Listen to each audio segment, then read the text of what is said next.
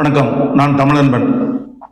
2021ஆம் ஆண்டு மு.க.ஸ்டாலின் தலைமையிலான திமுக அரசு பொறுப்பேற்றதிலிருந்து இப்பொழுது 6வது முறையாக அந்த அமைச்சரவை மாற்றம் நடந்துள்ளது. நேற்று மாலை இது தொடர்பான அறிவிப்பு வெளியானது. அந்த அறிவிப்பின் மூலம் அமைச்சர் செந்தில் பாலாஜி, அமைச்சர் பொன்முடி ஆகிய இருவரும் அவர்கள் வகித்து வந்த பொறுப்பிலிருந்து விடுவிக்கப்பட்டிருக்கிறார்கள். இவர்கள் இருவரும் விடுவிக்கப்பட்டதற்கு காரணம் 2 நீதிமன்றங்கள். ஒன்று, செந்தில் பாலாஜியின் வழக்கு உச்சநீதிமன்றத்தில் நடந்து கொண்டிருக்கிறது. உச்சநீதிமன்றம் ஒரு தொடுத்த கடுமையான கேள்விகளின் காரணமாக செந்தில் பாலாஜியின் பதவி விலகல் நடந்திருக்கிறது. இன்னொன்று, சென்னை உயர்நீதிமன்றம் அமைச்சர் பொன்முடி பேசிய சர்ச்சைக்குரிய பேச்சுக்கு ஏன் அவர் மீது நடவடிக்கை எடுக்கவில்லை என்று கேள்வி கேட்டதால் அவருடைய பதவியும் பறிக்கப்பட்டிருக்கிறது. இந்த இந்த இந்த நிகழ்வுகளில் நிறைய கேள்விகள் சாமானிய மக்களுக்கு எழுந்திருக்கின்றன. அவை என்னவென்று பார்ப்போம்.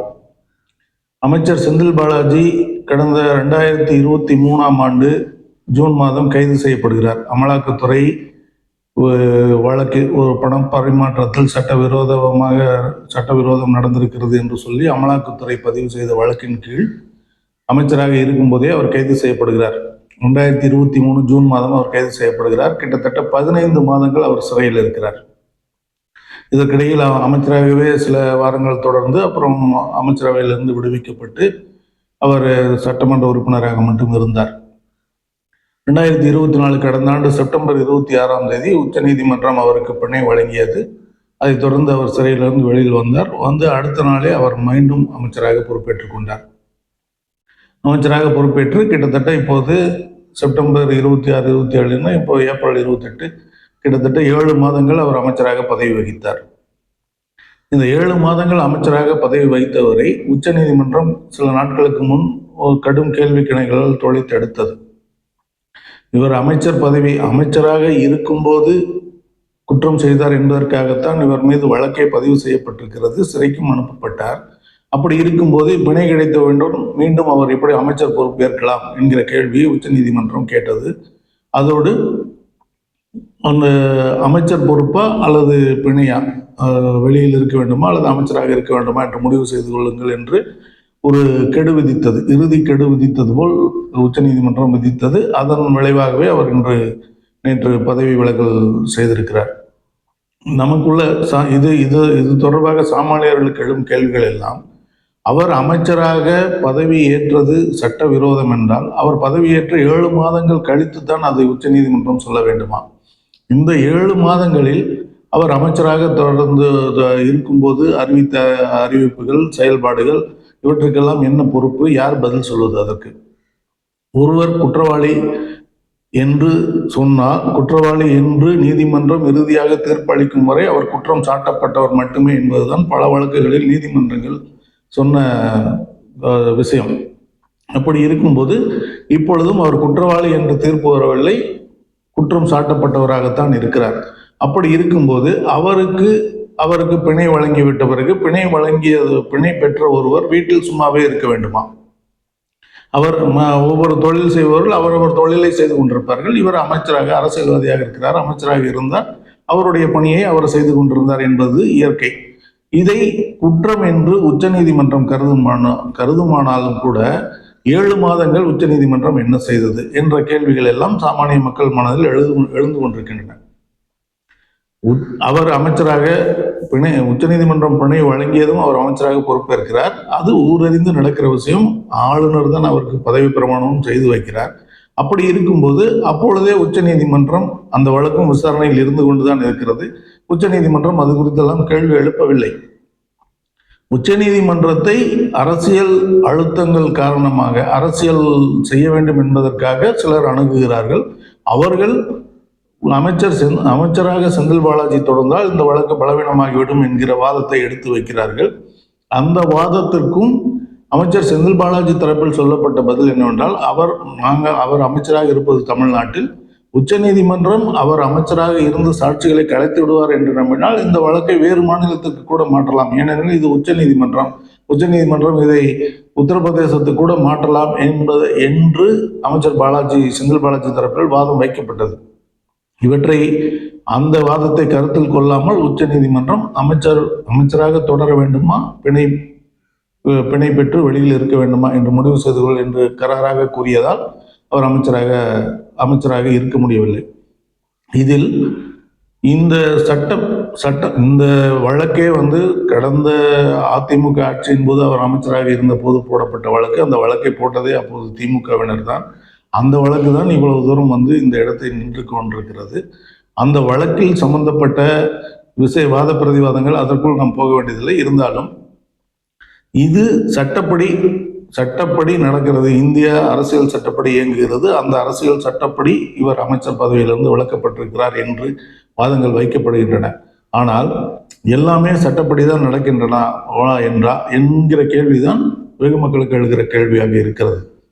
அமைச்சர் செந்தில் பாலாஜி அமைச்சராக பொறுப்பேற்றதிலிருந்தே அவர் மீது, அதுவும் குறிப்பாக அவர் கொங்கு பகுதியில் கோவை மாவட்டத்திற்கு பொறுப்பு அமைச்சராக நியமிக்கப்பட்டதிலிருந்து அவர் மீது கடும் குற்றச்சாட்டுகள், அவரை எப்படியாவது அந்த பொறுப்பிலிருந்து நீக்கிவிட வேண்டும் என்கின்ற தீவிரமாக இயங்கிக் கொண்டிருக்கின்றன எதிர்க்கட்சிகள். ஏனெனில் திமுகவிற்கு கடந்த தேர்தலில் பலவீனமாக இருந்தது கொங்கு பகுதி மட்டுமே. அந்த கொங்கு பகுதியில் தான் அதிமுகவுக்கு அதிக எண்ணிக்கையிலான வாக்குகளும் உறுப்பினர்களும் கிடைத்தார்கள். திமுக பலவீனமானது. அந்த திமுக அமைச்சரவை பொறுப்பேற்றதிலிருந்தே அந்த பலவீனமான கொங்கு பகுதியை பலமாக்க வேண்டும் என்பதற்காக அந்த பொறுப்பு செந்தில் பாலாஜியிடம் ஒப்படைக்கப்பட்டது. அவர் அதை சிறமேற்கொண்டு செய்தார். அதன் பிறகு அவர் பொறுப்பேற்ற பிறகு நடந்த உள்ளாட்சி தேர்தல்கள், பாராளுமன்ற தேர்தல், மற்ற அனைத்து வகையான தேர்தல்களிலுமே கொங்கு பகுதியில் திமுக வெற்றி பெற்று வந்தது. இப்பொழுது அந்த கடந்த தேர்தலில் இருந்த ஒரே பலவீனத்தையும் நீக்கி இன்னும் வலிமையாக திமுக ஆகி கொண்டிருக்கிறது என்பதுதான் செந்தில் பாலாஜியின் மீதான இந்த தாக்குதல்களுக்கு காரணமா என்கிற கேள்வியும் சாமானியர்களுக்கு எழுகிறது. செந்தில் பாலாஜி பொறுப்பேற்று அவர் சிறமேற்கொண்டு இயங்கி ஒரு பலவீனமான பகுதியில் தன்னுடைய கட்சியை வளர்த்தெடுக்கிறார், பலமாக்குகிறார், எதிர்கட்சிகளை வீழ்த்துகிறார் என்கிற அரசியல் காரணத்திற்காக மட்டுமே செந்தில் பாலாஜியின் மீது குறிவைத்து இந்த தாக்குதல் நடத்தப்படுகிறது. சட்டம் என்பது வெறும் போர்வைதான், முகமூடிதான். சட்டப்படி என்று சொல்வதெல்லாம் சும்மா என்கிற கருத்து தான் இன்று பொதுமக்களிடையே வெகுவாக இருக்கிறது. இதே உச்சநீதிமன்றம் சில வாரங்களுக்கு முன் ஆளுநர் குறித்து அளித்த தீர்ப்பை உச்சி முகர்ந்து வரவேற்ற அதே பொதுமக்கள் தான் இப்பொழுது இந்த தீர்ப்பை, இந்த விமர்சனங்களை எல்லாம் வைத்துக் கொண்டிருக்கிறார்கள். அப்பொழுது இதிலிருந்து திமுகவுக்கு ஆதரவாக ஒரு தீர்ப்பு வந்தால் உச்சநீதிமன்றத்தை பாராட்டுவதும், திமுகவுக்கு எதிர்ப்பாக ஒரு தீர்ப்பு வந்தால் உச்சநீதிமன்றத்தை விமர்சிப்பதும் சரியா என்கிற கேள்வியும் பொதுவாக வைக்கப்படும். இந்த விஷயத்தில் திமுகவுக்கு ஆதரவு, திமுகவுக்கு எதிர்ப்பு என்பதை தாண்டி அரசியல் சட்டப்படி உள்ள விஷயத்தை, அதாவது மாநில அரசுக்கு ஆளுநர் கட்டுப்பட்டவர் என்கிற விஷயத்தை உறுதி செய்தது உச்சநீதிமன்றம். அதேபோல் இந்த வழக்கில் ஒரு பிணை பெற்ற ஒருவர் சும்மாவே இருக்க வேண்டுமா? அவருடைய தொழிலை செய்யக்கூடாதா? அவருடைய பணியை தொடரக்கூடாதா என்கிற பெரிய கேள்வி ஒன்று இருக்கிறது. அந்த கேள்விக்கு உரிய விடை சொல்லாமல் இவர் அமைச்சராக இருப்பதால் சாட்சிகளை கலைத்து விடுவார் என்கிற ஒரு குற்றச்சாட்டை உச்சநீதிமன்றமே நீதிபதிகளை முன்வைத்து இவரை பதவி விலக வைத்திருக்கிறார்கள். இப்ப இந்த இடத்தில் தான் அரசியல் சட்டப்படி பிணை வழங்கப்பட்ட ஒருவர் அந்த பிணை கொடுத்த உரிமையின் காரணமாக அவர் வகித்த பதவியை மேற்கொண்டார். அதுவும் அந்த முதலமைச்சருடைய அதிகாரத்திற்கு உட்பட்டது. அந்த முதலமைச்சரும் அதை ஏற்றுக்கொண்டதால் அது நடந்தது. இப்பொழுது அதே உச்சநீதிமன்றமே அவர்கள் வழங்கிய தீர்ப்புக்கு எதிரான ஒரு கருத்தை வெளியிடலாமா என்பதுதான் இப்போது கேள்வி. அதாவது இதில் திமுக ஆதரவு, திமுக எதிர்ப்பு என்பதை தாண்டி அரசியல் சட்டப்படியா, அரசியல் சட்டத்திற்கு மாறாகவா என்கிற கேள்வியில்தான் இப்பொழுது செந்தில் பாலாஜியினுடைய பதவி பறிப்பு அரசியல் சட்டம் ஒரு மனிதருக்கு வழங்கிய உரிமைகளை கேள்விக்குள்ளாக்குகிறது. இது அரசியல் சட்டப்படி நடக்கவில்லை, வெளியில் உள்ள அரசியல் படி நடந்திருக்கிறது என்பதுதான் வெகு மக்களின் கேள்வியாகவும் குற்றச்சாட்டாகவும் இருக்கிறது. ஆக இந்த இன்னும் ஓராண்டில் வரவிருக்கும் தேர்தலை முன்வைத்தே இப்பொழுது நடக்கிற அரசியல் நகர்வுகள் அனைத்தும் இருக்கின்றன. அவற்றில் இதுவரை ஒன்றியத்தை ஆளும் பாஜக அரசுக்கு ஆதரவாக மத்திய ஒன்றிய புலனாய்வு அமைப்புகளும், அமலாக்கத்துறை போன்ற அமைப்புகளும், வருமான வரித்துறை போன்ற அமைப்புகளும் இயங்குகின்றன என்கிற குற்றச்சாட்டு இருந்து வந்தது. இம்முறை உச்சநீதிமன்றம் இப்படி ஒரு தீர்ப்பை கொடுத்ததன் மூலம், அதாவது பிணை பெற்ற ஒருவர் மீண்டும் அந்த உரிமையை பயன்படுத்தி அவர் அமைச்சராக பொறுப்பு வகிக்கக்கூடாது என்கிற ஒரு கருத்தை சொல்லி இருப்பதன் மூலம் உச்ச நீதிமன்றமும் அரசியலுக்கு ஆட்பட்டு விட்டதோ என்கிற கேள்வி வெகு மக்கள் மனதிலும் சாமானிய மக்கள் மனதிலும் எழுந்திருக்கிறது.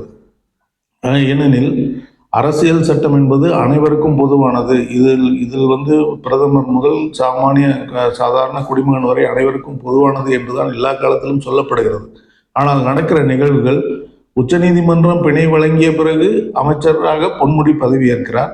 அதே உச்சநீதிமன்றம் பிணை வழங்கிய பிறகு அமைச்சராக செந்தில் பாலாஜி பதவி ஏற்கக்கூடாது என்கிற விமர்சனம் என்கிற கருத்தையும் அதே உச்சநீதிமன்றம் சொல்லியிருக்கிறது.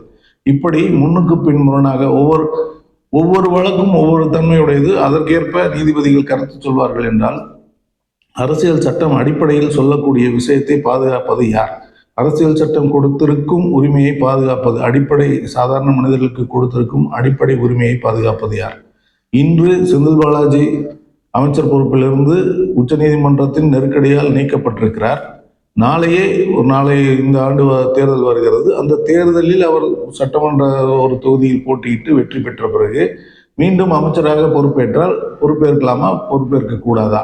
இந்த வழக்கு இருக்கும் முறையில் ஒருவர் பொறுப்பேற்க கூடாது என்றால் இந்தியாவில் ஏராளமானோர் எந்த பொறுப்பிலுமே இருக்க முடியாது என்கிற நிலைதான் இருக்கிறது. ஏனெனில் எல்லோர் மீதும் பெரும்பாலானோர் மீது வழக்குகள் இருக்கிறது. அவை நிலுவைய விசாரணையில் இருக்கிறது. அவற்றில் பிணை வாங்கி பல பேர் வெளியில் இருக்கிறார்கள். சில முதலமைச்சர்கள் கூட பிணை வாங்கி முதலமைச்சர்களாக தொடர்கிறார்கள் என்பதெல்லாம் நடக்கின்ற கதை. அப்படி இருக்கும்போது பிணை வழங்கப்பட்ட செந்தில் பாலாஜிக்கு பிணைக்கு பிறகு அவர் பணியை தொடரும் உரிமை மறுக்கப்பட்டிருப்பதுதான் இவ்வளவு கேள்விகளுக்கும் காரணமாக இருக்கிறது. இதற்கெல்லாம் யாரும் எந்த பதிலும் சொல்லப் போவதில்லை. இருந்தாலும் இவை மக்கள் மனதில் உள்ள கேள்விகள். அவற்றை பொதுவெளியில் உங்கள் பார்வைக்கு வைக்கிறேன். நன்றி, வணக்கம்.